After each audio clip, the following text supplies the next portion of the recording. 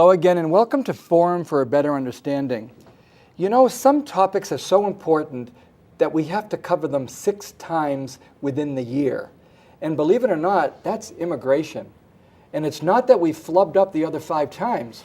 We have been laying certain principles down, and today we want to bring up with you an action that happened at St. Anthony of Padua Church on the 31st of August. And we have 5 people from Faith and Community, a wonderful organization of 18 communities, congregations, and 2 organizations that are committed to many, many important issues, of which immigration reform is one of them. Now today we're going to be visiting, as I said, not only with these 5 people, but also we're going to see clips of what happened on that 31st of August, and we're going to also have Bishop Steinbach share his insights into this important issue, which is so important not only for us as Catholics, but for every single person in this country. We need immigration reform, it needs to be comprehensive, and we need a program like this for you to learn what that could mean. To my left is my good friend, Msgr. Rob Wenzinger, who is the pastor of St. Anthony's, where that wonderful event took place a month ago. To his side is Reverend Dr. Sharon Stanley, who is the founder and the executive director of Fresno Interdenominational Refugee Ministries. And across from me is my very good friend, Reverend Steve Ratzlaff, Mennonite pastor of Mennonite Community Church. Thank you all for being here. And the first thing we should do is probably have you tell us why, personally, this issue of immigration reform is just so passionately an interest of yours, a commitment, and something you know we need to work on together. You know, for myself personally, having served in East Bakersfield especially, and dealing with the migrant community or immigrant community, as well as in Dos Palos, where you're dealing with the immigrant community, I had a lot of interaction, especially with those who are coming up from south of the border. And watching and seeing some of the fear with which these people live with, I came more and more to realize that this was an issue of human rights and also of morality. You know, as the bishop points out very well in his pastoral, you know, we are a nation of immigrants, whether it be from Asia or Europe or South America, Central America, Africa, it doesn't matter. We're all people who have come here, and recognizing the need of the people, the new immigrants who are coming into this country, and responding to them in a human manner, in a moral manner. You know, people shouldn't have to live in shadows. People should not have to live in fear. And especially as they continue to add to our society, to our country, certainly to our houses of faith. It's a moral imperative. Thank you very much, Msgr. Sharon. I agree with Pastor, and also it's a personal issue and a community issue when we live in a city and in a county like the one where we are, with hundreds of thousands of persons who have entered as immigrants from different locations, with tens of thousands of refugee community members. But first of all, it's a biblical issue. It's a biblical issue for us that we hear referred to repeatedly in the Old Testament. The book of Leviticus is one example that reminds us that we are to treat those who have come to us as strangers as ones who are like natives among us. And it very much is in the New Testament as well. It's an issue that's with us from the very beginning of Christ's own life, as Jesus was born, and his family, the Holy Family themselves, very early on became refugees. We do have a picture of that. Sharon, tell us a little bit how it is that this Holy Family can be for us a real model of what it is to be looking at the phenomenon of immigration in the country now. It's very powerful to me, having had the privilege of living now for the last 20 years in a context like Fresno, as I now read Scripture and see the Holy Family that had to be on the move, that was fighting for their lives, knowing that we also are surrounded in our context. Every time we're driving on the streets, each time that we're going to the grocery store, we are surrounded by families who themselves know exactly that kind of fear, who've been pushed into fleeing, who are seeking a way to find stability again. And Jesus' own family, he was on the move and more than once. looking and searching for a way to again be able to ultimately find a pathway back into his culture, to a homeland, to reestablish employment stability. And those are many of the same kinds of issues that we are absolutely concerned about today, and concerned in particular ways, as Monsignor said, about so many who are among us here in the Central Valley. Steve, from your Mennonite perspective, from your own work, why is this so important? Well, you know, Jim, I think for me it's a justice issue. It's about human rights. It's about human dignity. As a Christian, those are issues that I'm very much concerned about. We have to take seriously the call to shalom and caring for the widows, the orphans, the aliens. And so for me, it's biblically based, but it truly is first and foremost, a justice issue. We're going to show you right now the pastoral message that Bishop Steinbach delivered in August here at Channel 49, as he does all the time. There's always a pastoral message from our shepherd. Let's play that right now and hear what Bishop said for us.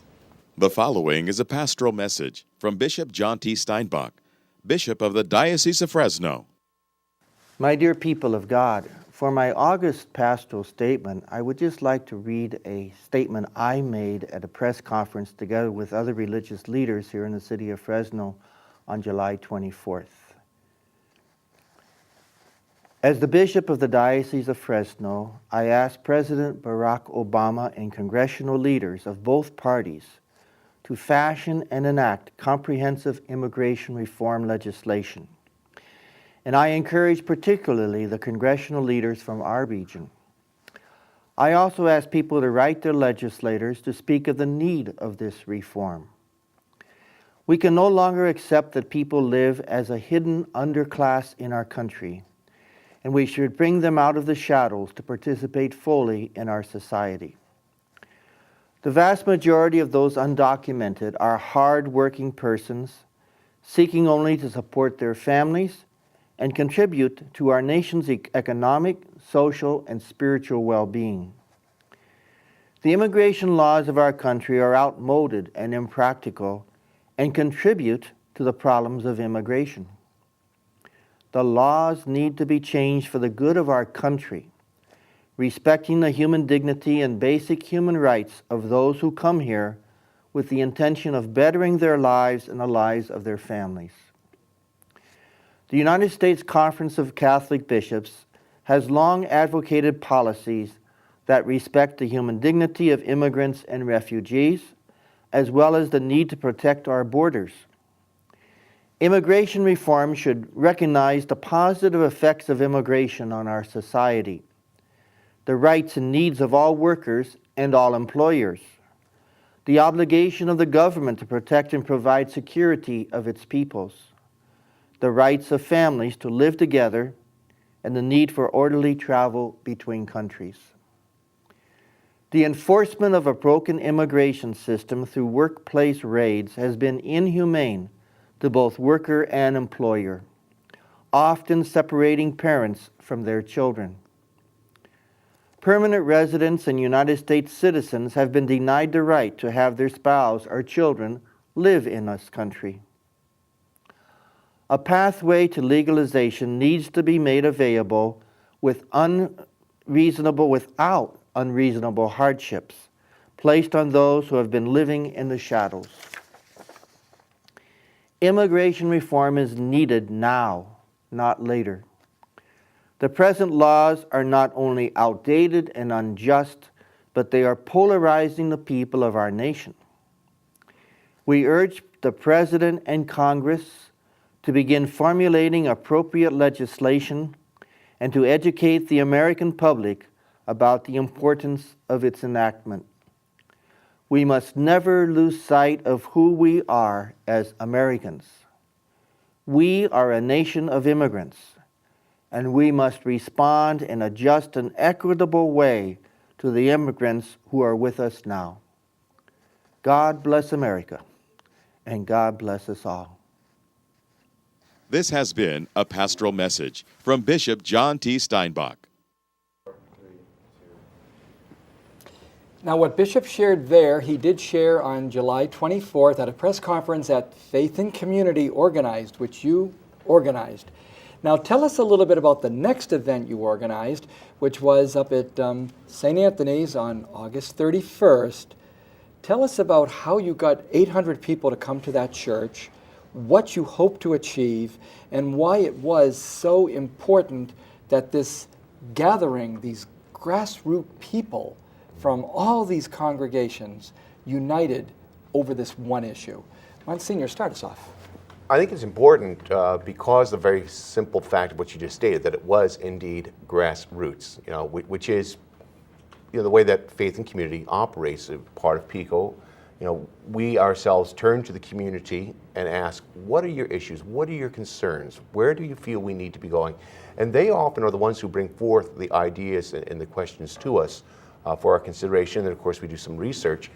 And with that happening, it makes it, you draw people in to the idea of a process, okay? And they take ownership as well. The exact issues, of course, obviously revolved around some of those things revolving the policies with the police department.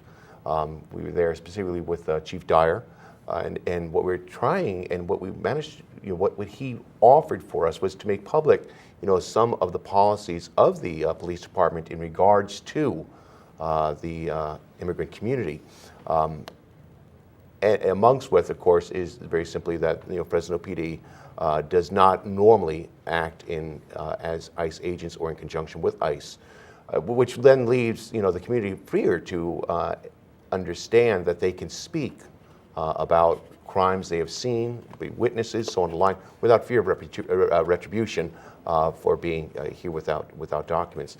That was a major part of what was discussed. And again, it was something which has been on the books for some time, at least in policy, but yet, how many people knew it? And so it was a chance to go ahead and get that out. What we're going to do, Steve. One of the things that came out of that, and with those meetings with the police department, was a little card that tells people what to do when they get stopped by the police and what they're going to ask, what they, who they can call, what police look like. Because most of the time people are afraid to call the police on various things because they're afraid they're going to get deported or the ICE is going to come in and take them away. And so Faith and Community, along with the police department, came up with this little card that was handed out to those 800 plus people that were there the other night in hopes that we could make it easier for them to feel safer with police, that they would have some thing that's written in Spanish and in English that they could use to sort of help them know what their rights were and how they could go about dealing with that particular problem. Unfortunately, we are at the half point of our program. So what we're going to do right now, I think, is take our break. We might be able to play right now, though, Greg, the 50-second piece from KNXT, from KMPH, that winds up showing what happened on that wonderful night, August 31st. Then we'll take our break and we'll be right back. So don't go anywhere. Immigration reform was on the agenda at a church in Fresno tonight. The group Faith and Community held the event to shed light on the more than 65,000 kids who graduate high school in the United States without legal documentation. The proposed DREAM Act would allow them to go to college or join the military to earn citizenship. Organizers say this event was designed to bring people together. I think it is the opportunity to get people from different denominations and different faith traditions together to discuss local concerns which affect all of us, across religious lines. Organizers say tonight's event went exceptionally well and had more than 800 people in attendance. KNXT thanks all its loyal viewers and respected businesses who have supported your Catholic television station. Now you can support KNXT with program underwriting by having your name, your company's name, or organization associated with your favorite program. Detailed information about you or your company will appear before and after each program or day part you select. Keep the quality and spiritual message alive and make a difference. Call 559-488-7440 today or go online at knxt.tv to find out more about program underwriting on KNXT. Hello again and welcome back to our program on immigration reform, the second half of our 6th program in the series. We looked at something that happened on August 31st at St. Anthony of Padua Church here in town, And now we have two new panelists joining us. Joining us over here, we have Lazaro Salazar, who is a lawyer in town, an attorney, very, very much committed to immigration reform legal issues, and is therefore in this panel able to speak to the legal concerns and immigrants' rights, which he is very, very much working with as we speak. And across from me, a good friend, many times on this program before, Reverend Sophia DeWitt, who is directing housing and elder affairs and health issues at Fresno Interdenominational Refugee Ministries. We're so glad that we can have once again a panel that reflects different churches, different sites, and different energies around the one issue of immigration reform. I guess if we have the lawyer here, we should begin by letting Lazaro just crack open a little bit, Lazaro, why it is that you as a lawyer see this issue daily and what part of it most is engaging you and what you think people need to know most about this issue. Well, on a daily basis, I see the effects of how the current law is failing the immigrant community. And what I mean by that is that there are a lot of people, unfortunately, that may otherwise be eligible but are sitting by waiting for some kind of visa date to come current. Perhaps they have a criminal background issue that might not otherwise affect them, but because they have this, because of the state of the law, they are not eligible for a certain benefit. Those are the things that are going on right now, but more importantly, the failure is to not have something that people have an avenue by which to get residency and are being subject to falling prey, I'll say it that way, to people who do not have their best interests at heart. People who, in fact, I'll use the word fraud, defraud individuals from their money and sell them a benefit that doesn't exist. And I'm referring to the consultants that are out there and are doing more harm to our community than anything else. Now, on the other hand, there are people over at Firm, such as Sophia, who can tell us the main issues you're looking at daily and how it is that this community that is not necessarily Latino is still very much involved in this. It's also impacting immensely the refugee community. Sure. The media in general tends to think of immigration or portray immigration as a Latino issue, but it does very much affect refugee communities from all over the world. We have had a number of clients come in over the years who have been victims of fraudulent work, as Lazaro was speaking about, and tried to help them to sort back out what we could do for them to get them back on a path to their green card or to citizenship. Other issues that really are placing a barrier in front of people in terms of immigration are simply the large costs for the green card applications at almost $1,000, and for the citizenship applications at several $100s. For very low-income individuals, it's a huge barrier. And then for a lot of our populations, particularly folks who are elderly, when they begin the process, the need to learn English and speak in English often for their test is a tremendous challenge. Lazaro, in your mind, what would be perhaps the main legal challenges and obstacles that there are out there to make comprehensive immigration reform such a hurdle? Well, right now, there are various legal obstacles that we can mention, but I think the most important obstacle right now is a political obstacle. And what I'm referring to specifically is the healthcare reform issue, that it's on the table, which is a great thing, whatever the outcome may be. However, it's taking away from the attention that immigration reform really deserves. We had the DREAM Act presented once before. It was shelved in Congress, and now it's back. It's been introduced again as of March of this year. Ag Jobs has been reintroduced again. But since the introduction, they've been sent to committee, and nothing has resulted since then. Why? Because the healthcare issue is on the forefront. In fact, President Obama has simply said in Mexico, we're going to wait till maybe 2010 before we talk about comprehensive immigration reform. And yet, up at the church, up at St. Anthony's, we have some pictures we might like to show now. And Monsignor, as we see them, we'll see them quickly, Greg, huh? You may be able to remind us of why it was so important that that meeting was held a month ago. Why is it so important to pack a church like yours and get this in front of people? First and foremost, of course, would be as a show of public support for immigration reform, comprehensive immigration reform. Secondly, is to show support to Chief Dyer in his stance that he has taken, very public stance, to show our appreciation for that which he is doing for the immigrant community. And at times, to be honest, facing a lot of opposition. So I think that he needs people coming up forward and saying, you're doing the right thing, Chief. What would be, from anyone on the table, the idea of the next thing we need to be doing to not lose momentum, to not be ahead of ourselves, but to not lose the beat? What is the next thing? Maybe each of you has a different idea of what that might be. Sophia, what's something we need to keep doing? Well, people need to keep being in touch with their elected representatives, their senators, their members of Congress, about how important this issue is, not just for particular communities within our country, but for our entire national community, so that our representatives know, even in the midst of the healthcare reform debate, that there are still people out in the community, many, many people, who care about and want to see comprehensive immigration reform, and that they cannot let that issue slide.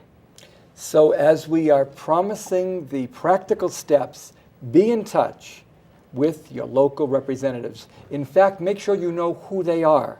Depending where you live, it could be Radanovich, it could be Costa, it could be Nunes, it could be Cardoza. It's just important to know where you are, who is your local representative in Congress. What's another thing, Lazaro, people can really do? I think the main thing that people really need to do is know how they fit into the grand scheme of immigration reform. And what I mean by that is, what potential criminal background issues may come up for you. Do you have everything reported with the IRS? Have you complied with basic child support issues? Stuff that you yourself have to make sure to maintain in order to make sure that you keep your eligibility open in the event immigration reform comes through. Monsignor, as a pastor, as a shepherd, what are you knowing people in our church need to know? Well, first of all, I would agree 100% with that which Sophia stated, which one of the primary things is that we need to continue to let our representatives in Congress know where we stand. You know, one of the things that's been pointed out to us is that they hear so much from the anti-reform group, then, you know, that those who are in favor of reform need to step up to the plate as well and start letting their voices be known in regards to that. Secondly is that, you know, the action that was held at St. Anthony's was a beginning for us. It was not, you know, the entirety of what we are hoping to do, and that will be revealed at a later time, shall we say. So what I would urge, you know, is those who are, you know, in favor of reform, you know, whether it be with Faith and Community, which is faith-based, one of the reasons to work with us, or one of the other groups that is out there also working for comprehensive immigration reform, you know, step forward and get involved. That's the way things can change, is people getting involved. Now, if anyone is hearing what Lazaro is saying and has reasons to want to know the law in this issue, I'd say there's a way to reach him by email. Is that okay? Absolutely. I think it is. And it's easy to do this. It's lazaro@lazarosalazarlaw.com. That's one person you could reach in the legal field who is definitely going to be supportive of your efforts at, as he says, clearing up some details and also having you prepared in the proper way and not to be taken advantage of. Another group would be Firm. Tell us how they'll be in touch with you, Sophia. Folks can call our office, 487-1500. We are on Fresno Street between Clinton and McKinley, and we do have staff that can assist with citizenship and green card applications, staff that speak Hmong and Laotian, as well as Russian. So we are open and ready to serve folks with particular needs. And of course, if someone wants to join Faith in Community, you could be in touch with Msgr. Right. And how would they reach you, Msgr? Oh, through the parish phone office, which is 439-0124. You know, we're giving you numbers without posting them, and we're making you think a lot. Call the station, 488-7440, anytime, and KNXT will point out if you want to be connecting with Firm, with Salazar Law, or with St. Anthony's, or any of the communities that are involved in Faith in Community. We want to do this as a partnership, a collaborative, a coalition. The idea of Lone Rangers doing good things, it's a passé thought. We need to work together. We need each other. Till next week, God bless.